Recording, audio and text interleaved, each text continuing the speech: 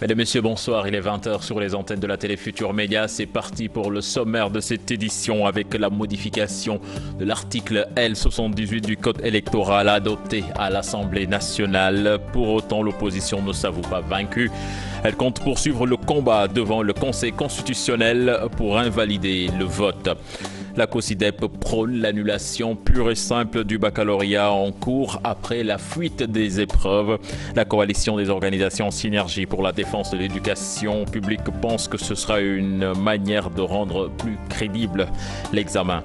De la concurrence à la Sénélec dans la commercialisation au détail de l'électricité, c'est ce que prône la Commission de régulation du secteur de l'électricité. Un moyen, selon elle, de mettre fin au délestage en période de chaleur. Et puis le champion du Sénégal de football présente son trophée à son parrain. Youssou N'Dour demande à Génération Foot de maintenir le cap dans la quête de nouvelles performances. C'est à suivre dans la page des sports. Voilà le sommaire de cette édition. Dans quelques instants, le développement.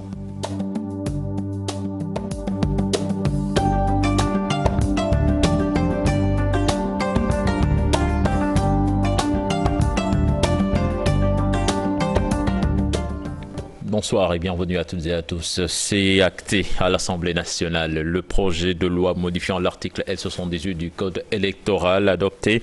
L'électeur aura désormais le choix au moins de choisir 5 bulletins sur les 47 en lice. L'opposition de son côté compte saisir le Conseil constitutionnel. Mambiram Diouf, Modou Diop, compte rendu.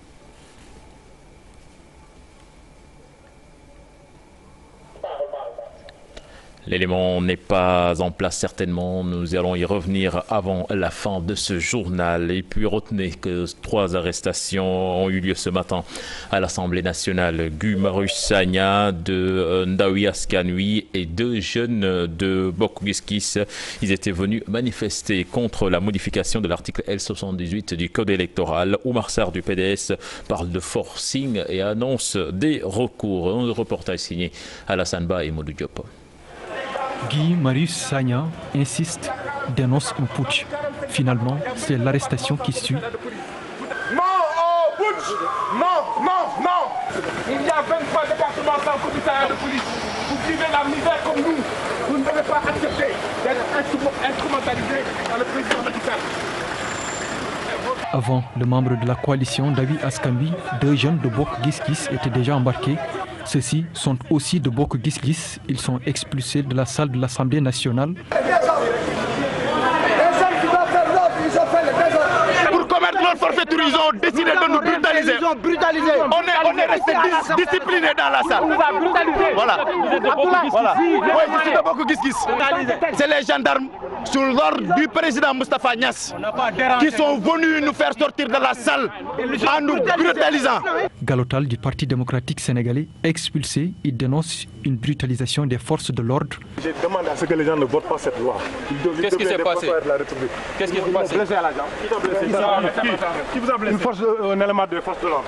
Un autre leader du PDS, celui-ci, interdit d'accès à l'Assemblée. Il n'y a pas de démocratie dans ce pays, on viole les libertés individuelles et collectives. J'ai été témoin tout à l'heure de la brutalisation dont a été victime Oumar Sarr. Nous dénonçons, nous avons le droit de dénoncer. Nous allons vers des élections qui ne seront pas régulières déjà.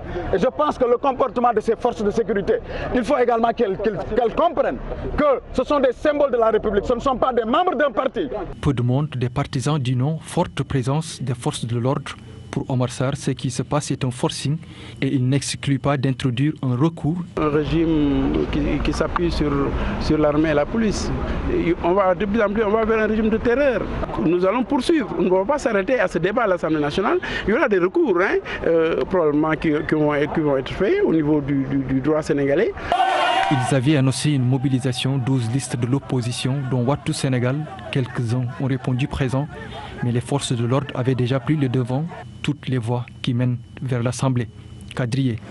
Je vous l'annonçais dans les titres, la COSYDEP demande l'annulation pure et simple du baccalauréat en cours. Après la fuite des épreuves, la coalition des organisations en synergie pour la défense de l'éducation publique pense que c'est une manière de rendre beaucoup plus crédible l'examen et donner la chance aux autres candidats. Son coordonnateur Cherbo, que je vous propose d'écouter, il est interrogé par Fatou Bintou Conté et Ababakar Kamara. Constatez avec nous notre déception. Nous avons été déçus simplement parce qu'on a eu une année d'exception positive. Vous vous rappelez qu'il avait bien démarré avec Ubutei Djangatei. On n'a pas constaté de grève ni du côté des enseignants ni du côté des élèves. Et nous pensions enfin que cela allait se refléter sur les résultats. Mais nous nous rendons compte malheureusement qu'on est en train de mal finir l'année. Il faut même dire qu'on a mal fini l'année à cause de ces fuites. Alors nous, la réflexion que cela nous inspire, c'est déjà que nous devons avoir un système qui sécurise davantage son système d'évaluation des apprentissages. Ça, pour nous, des examens et concours, il y a au moins deux maîtres mots, deux mots qui sont importants. C'est la crédibilité des diplômes qui en sortent, mais c'est aussi l'équité. Quand nous avons des enfants qui n'ont pas les mêmes chances de réussite, vous constatez avec nous que c'est un problème d'équité qui est posé.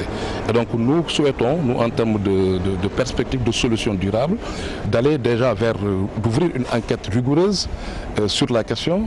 Nous pensons que les autorités sont en train de le faire, mais ensuite et surtout d'organiser ce qu'on pourrait appeler une méta-évaluation pour évaluer tous les dispositifs et toutes les pratiques. C'est ça qui pourrait nous permettre de voir les gaps et de pouvoir trouver les causes et de les résoudre de manière définitive. L'autre élément pour nous, c'est de systématiser aussi les évaluations après chaque évaluation d'apprentissage. Mais ça, on doit le faire de manière participative en rapport avec toutes les catégories d'acteurs, y compris la société civile, les syndicats d'enseignants et même les élèves. Ça, si nous le faisons, nous pouvons évidemment trouver les armes qui nous permettent de pouvoir sécuriser le système d'éducation et de formation. Mais pour ce qui est de la solution ponctuelle, ce que nous avions proposé, c'est d'aller simplement et purement vers l'annulation du baccalauréat, ne serait-ce que pour les séries qui ont été en tout cas fortement agressées. Donc ça, je pense que c'est une exigence. Puis au Sénégal, ils sont plus d'un million d'enfants exclus du système éducatif. Une revue documentaire réalisée par la COSYDEP, et les filles sont les plus touchées par ce phénomène. Fatou Bintou Conté, Ababakar Kamara pour plus de détails. Plus d'1 million d'enfants sont exclus du système scolaire au Sénégal. D'après une revue documentaire réalisée par la COSYDEP, la coalition des organisations en synergie pour la défense de l'éducation publique, les filles arrivent en tête. Au moins plus d'1,5 million d'enfants hors école, qui ne sont pas dans le système, qui représentent à peu près 47% des enfants qui sont en âge et qui ont le droit d'aller à l'école et qui ne seront pas. Aujourd'hui, de faire le point, mais aussi de l'étudier d'une manière beaucoup plus approfondie. Les causes sont multiples et la première en ligne demeure la pauvreté, mais aussi une question de choix pour les parents. Les choix, ce qu'on appelle les choix économiques qui se font, et ça se fait souvent au détriment des filles. Et ça, c'est l'autre choix, c'est l'autre cause, c'est en termes de choix. Le choix du modèle, de l'offre. Aujourd'hui, l'école, on a vu qu'à atteint l'école formelle telle qu'elle a atteint ses limites objectives d'enrôlement et d'embrigadement. Pour Cherbo de la COSYDEP, il est impensable qu'en 2017, des enfants se voient refuser leur droit à l'éducation au Sénégal. C'est une exigence parce qu'en 2017, il n'est pas acceptable et compréhensible qu'il y ait encore des enfants qui ne soient dans aucune offre éducative. Nous ne parlons pas seulement de l'école formelle. Nous pensons aussi à l'école non formelle, nous pensons à toute offre éducative pertinente. Mais ce qui n'est pas acceptable, c'est qu'il y ait effectivement des enfants qui ne soient pris en compte par aucune offre éducative. Les régions les plus affectées par cette exclusion des enfants de l'école publique sénégalaise sont celles de Kaffrine, Diourbel, Tambacounda et Matam. La recherche au Sénégal souffre d'un manque criant de moyens. C'est le constat amer qui ressort des 6e journées scientifiques des doctorants de l'ESP. Les responsables de la recherche de l'école supérieure polytechnique s'indignent de la non-existence d'un budget alloué à la recherche à l'université Cheikh Anta Diop de Dakar. Là-dessus, nous écoutons Koubamar, directrice de la recherche à l'ESP, qui s'en désole au micro de Fatou Bintou Conté. Vous voyez que nous avons 11 laboratoires de recherche et vous avez la production scientifique qu'on a faite malgré le manque de moyens. Nous avons une production scientifique. Nous faisons appel à des bailleurs. Nous répondons aux appels d'offres. parce qu'il y a des appels d'offres internationaux pour la recherche. Et nous appliquons. Et nous avons de l'argent qui provient de l'extérieur pour faire notre recherche, sinon on n'aurait pas à avoir tous ces résultats-là.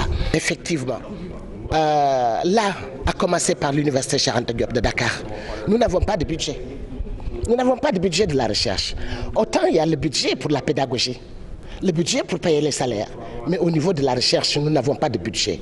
Et c'est un cri de cœur que je fais à nos autorités pour qu'on puisse nous doter d'un budget pour faire de la recherche de qualité. Nous faisons de la recherche, mais il nous faut un budget pour continuer dans cette voie. L'Université Cheikh Anta Diop est bien classée. C'est la première université francophone à être classée dans le Schengen. Mais ça ne suffit pas. Il nous faut les moyens. Moi, j'ai regardé dans les rubriques du budget, mais je n'ai pas vu pour la recherche. Je vous l'annonçais en début de journal, l'Assemblée nationale donc a adopté le projet de loi modifiant l'article L78 du Code électoral. Donc l'électeur aura le droit de choisir au moins 5 bulletins de vote sur les 47 en lice. L'opposition de son côté compte saisir le Conseil constitutionnel. Un reportage signé Mambiram Diouf et Moudou Diop. Le projet de loi passe l'article L78 du Code électoral modifié le 30 juillet prochain. Aux législatives, l'électeur choisira au moins 5 bulletins sur les 47 en lice. Une satisfaction pour le ministre de l'Intérieur qui a défendu le dit projet. Je rappelle que cette disposition elle est maintenue à ce niveau. Le secret de vote est maintenu, mais mieux, la disposition sur l'article L78 qui fait obligation à l'électeur de prendre les 47 bulletins est maintenue. Il est toutefois fait un réaménagement qui autorise l'électeur, en fonction de sa situation, suivant ses envies, suivant véritablement sa propre décision, de pouvoir, bien évidemment, donc, choisir au moins 5 listes parmi les listes qui sont mises à sa disposition et d'en choisir une pour justement faire son vote. Une violation du secret de vote, un recul de la démocratie au Sénégal, non-respect également du protocole additionnel de la CEDEAO, des positions affichées tout au long des débats par les opposants Oumar Sarr, Mamadou Diop Decroix, Aïda Mbodj, Mamadou Lamine Diallo, entre autres. Dans ce pays-là, on a voté de plusieurs manières. Il a fallu se battre pour qu'il y ait un secret du scrutin. C'est primordial dans une élection. C'est extrêmement important. Aujourd'hui, avec ce qui s'est passé, avec le vote de cette loi, on se rend compte que ce secret du scrutin est menacé. Sur le fichier, le ministre tente de rassurer. Aujourd'hui, le fichier, exactement, vous pouvez bien le noter, est constitué d'électeurs inscrits de 6 222 515 inscrits exactement et répartis comme suit: 5 954 360 pour l'intérieur du pays et 268 151 pour la diaspora.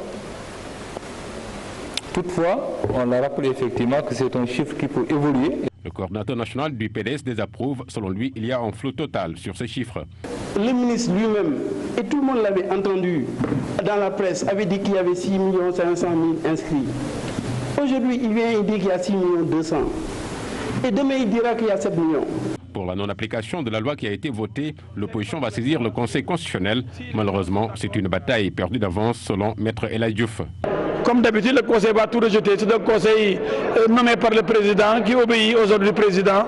Je dis, il n'y a pas de justice au Sénégal. Parce que quand le président nomme les juges, nomme les députés, il n'y a que le président qui compte dans ce pays. Si la majorité s'est dégagée lors du vote, ceux qui demandaient le report de l'élection devront faire avec ces décisions qui marquent l'histoire politique du Sénégal. Et puis l'Institut national du pétrole qui ouvre ses portes au mois d'octobre 2017. Le chef de l'État qui en a fait l'annonce assure le respect de la transparence et des normes environnementales concernant l'exploitation du pétrole. La réunion d'orientation stratégique du pétrole et du gaz s'est tenue ce mercredi. Compte rendu signé Maïmouna Ndiaye et Mardia. Des maquettes présentées, un coût évalué. 20 milliards pour la réalisation de la partie haute de l'Institut national du pétrole et du gaz. Diamniadio choisi pour abriter cet établissement.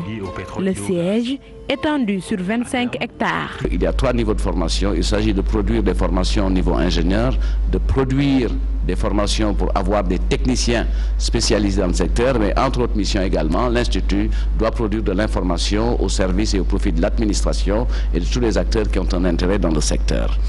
Bonne nouvelle, et qui est le clou de la soirée, c'est le démarrage de la première cohorte en octobre 2017. Après la mobilisation des ressources, l'étude technique, la réunion du comité d'orientation du pétrole et du gaz, le moment d'étaler un schéma directeur. Plus de 7 puits ont été forés autour du jugement SNE, jugement de pétrole, au large de Sangomar.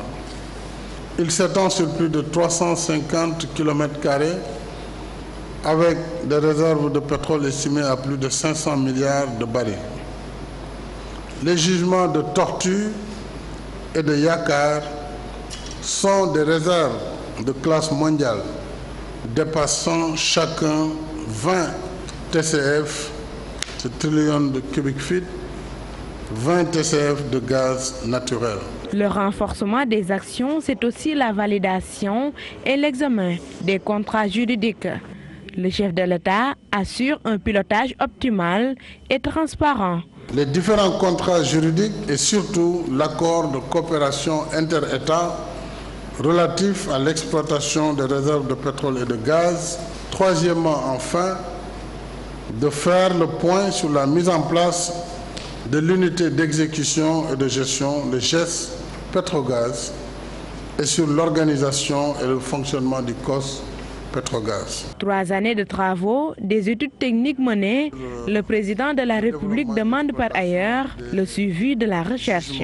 L'état d'avancement des gisements sera de nouveau présenté en décembre 2018. Et puis la commission de régulation du secteur de l'électricité veut des concurrents forts à la Sénélec dans la vente au détail de l'électricité.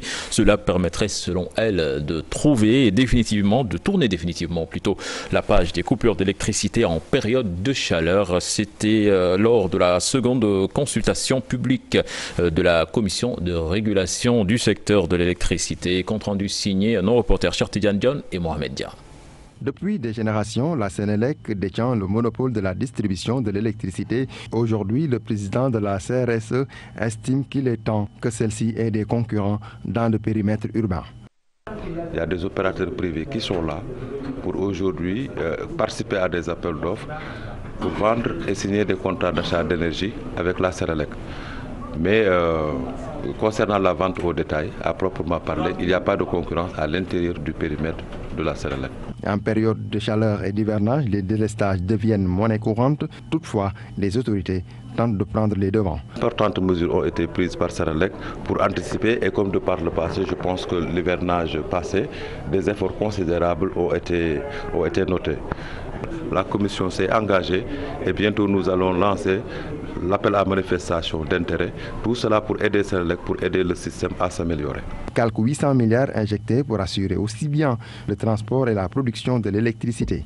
Cet investissement qui pourrait impacter sur les factures des ménages. Donc c'est à la commission de voir la pertinence du programme que Sénélec veut développer au regard des normes et obligations. S'il arrive que ce plan est trop ambitieux et que ça risque d'engendrer une modification des tarifs, la Commission pourra apprécier. Dans les différentes communications, plusieurs projections ont été faites, notamment sur la révision des conditions tarifaires allant de la période de 2017 à 2019. 100 milliards de francs CFA, c'est ce que veut le département de Tivaouane pour booster son économie et valoriser en même temps son potentiel. Les populations de la cité religieuse et les autorités locales se sont retrouvées pour trouver les voies et moyens. Le conseil départemental de Tivaouane a initié un forum international autour du thème Tivaouane, creuset culturel et de savoir-faire local. Reportage de Sierra Diop, c'est la tire.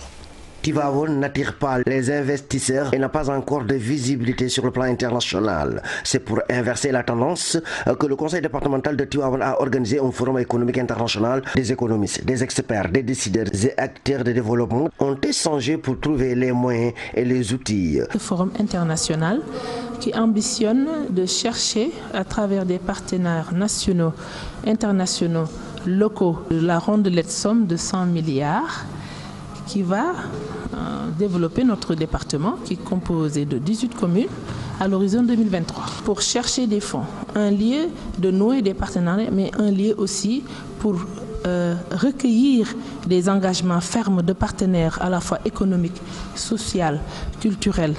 Et pour ce faire, nous avons confectionné des fiches de projet. Selon la présidente du conseil départemental de Tivaouane, toutes les dispositions sont prises pour montrer le patrimoine culturel du département de Tivaouane afin que les investisseurs s'intéressent à ce patrimoine. À long terme, booster le secteur du tourisme dans le département de Tivaouane. Essayer de donner un sens à ces foyers religieux qui sont présents. Pourquoi pas revaloriser le patrimoine de l'Adjor, revaloriser les différents foyers religieux qui sont dans le département de Tivaouane pour en faire une cité religieuse mais à la fois touristique aussi, où il y aura les musées à la dimension du musée de Khali Amar Fall, le musée de Massi Sepir, le musée de Sidi Haj Malik, le musée de Cheikh Boukounta, le musée de Ndank, de Guyet, de Darou Alpha. C'est des foyers et pourquoi pas le Lekhar. Toutefois, la présidente du conseil départemental de Tivaouane lance un appel pour que les actions prévues dans le cadre du plan de développement départemental soient réalisées dans des délais raisonnables. Et puis à Ziguinchor, la zone militaire numéro 5 va appliquer à la lettre les nouvelles réformes décidées dans le cadre du recrutement des volontaires de l'armée nationale par le ministère des Forces armées, l'état-major général des armées. C'est le commandant de la zone militaire numéro 5 qui l'a annoncé lors d'un point de presse donné à Ziguinchor. Là-dessus, je vous propose d'écouter le colonel Ndour qui revient ici sur ces réformes au micro de Boubacar Diassi et Lamine Mandiang. Tous les dysfonctionnements qu'il y a eu les années passées dans le recrutement des différents contingents militaires. Cette nouvelle réforme est basée sur 3 points principaux. L'inscription au préalable sur des listes en déposant son dossier dûment constitué dans les bureaux de garnison des zones ou dans les brigades territoriales. Deuxièmement, c'est basé sur la décentralisation au niveau de chaque zone, n'est-ce pas? Il y aura une commission ou des commissions de recrutement. Et le troisième facteur de réforme, c'est la simultanéité. Donc le recrutement se fera à la même période, n'est-ce pas, dans toutes les régions du Sénégal. Et puis retenez que la télévision Futur Média vous propose, après la fin de ce journal, une simulation de vote des prochaines élections législatives du 30 juillet 2017. Donc surtout pas manquer, ce sera tout à l'heure, après la fin du journal. Tout de suite la page des sports.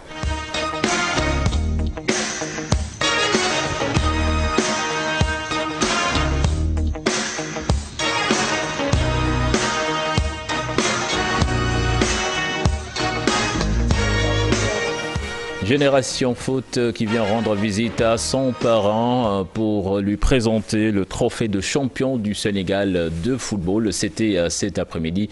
Toute l'équipe accompagnée du président, du staff technique, ils étaient tous là. Youssou N'Dour, fier de cette équipe, les exhorte à maintenir le cap dans la recherche de la performance.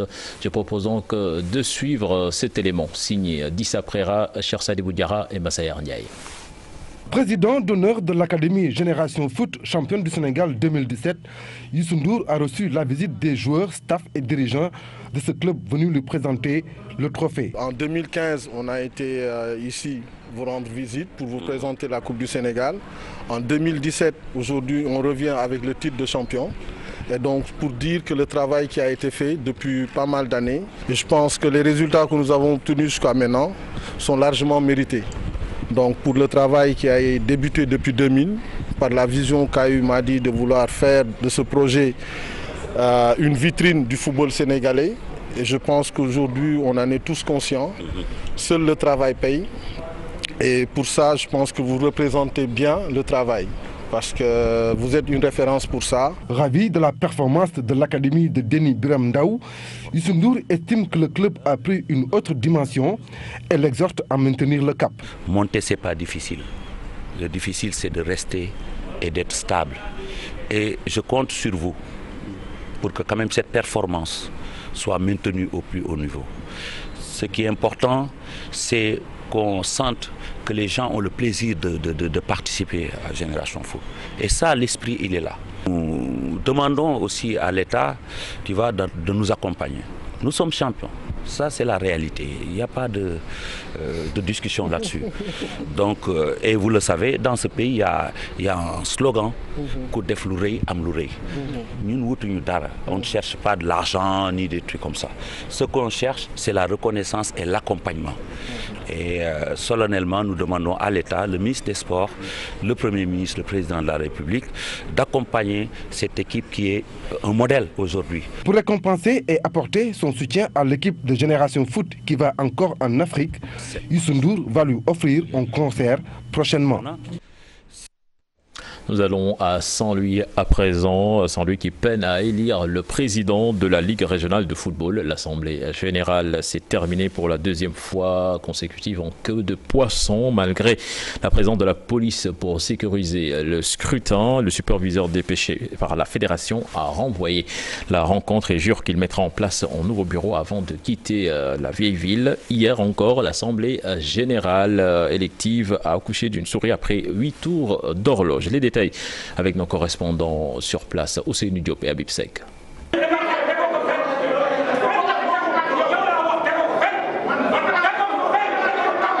C'est encore le statu quo après 3 tours de scrutin la semaine dernière pour élire le président de la Ligue régionale de football. Ce mercredi encore, la situation a dégénéré.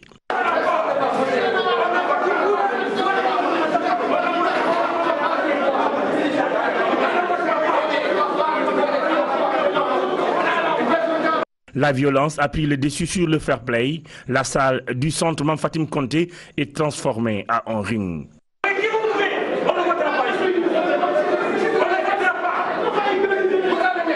Saint-Louis peine à élire le président de la Ligue régionale. Pour le superviseur Pape Sambaba, dépêché par la fédération, les 2 candidats, le président sortant Dr Amadouga et El Hadji Mokhtar Gueye, seront départagés dans les prochaines heures. Je ne quitterai Saint-Louis tant que je n'organiserai pas les élections et tant que je ne mettrai en place le comité exécutif et au vote du bureau du comité exécutif. Saint-Louis mérite plus que ça. Les responsabilités sont partagées. Le football saint-louisien souffre de ces grands ténors qui l'ont hissé au haut niveau. Aujourd'hui, la rivalité prend le dessus sur le football et bascule le sport au niveau local. Depuis des années, l'animosité grandissante entre dirigeants détruit le football dans la vieille ville. Même les journalistes sont attaqués par les dirigeants.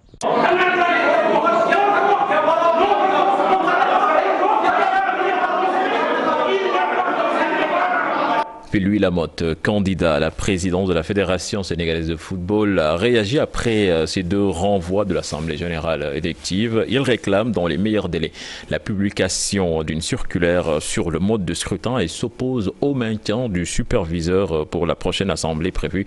Il discrédite le superviseur envoyé par la FSF et réclame plus de transparence. Je vous propose de l'écouter, des propos toujours recueillis par Ousseynou Diop et Habib Seck.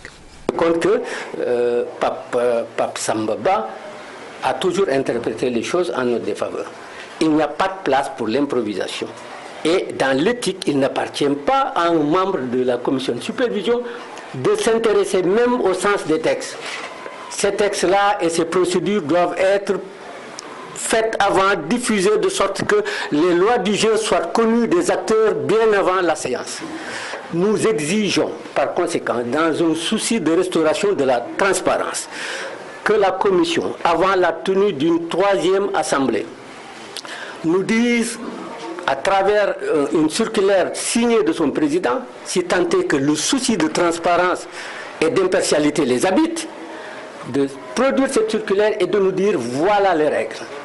Et nous nous engageons à respecter les règles. Mais nous n'accepterons plus qu'un envoyé vienne nous dire quelles sont les règles séance tenante et être capable de les changer d'une AG à une autre. C'est pourquoi la personne de Pape Samba Ba ne peut plus garantir la neutralité et l'impartialité dans ces élections à 7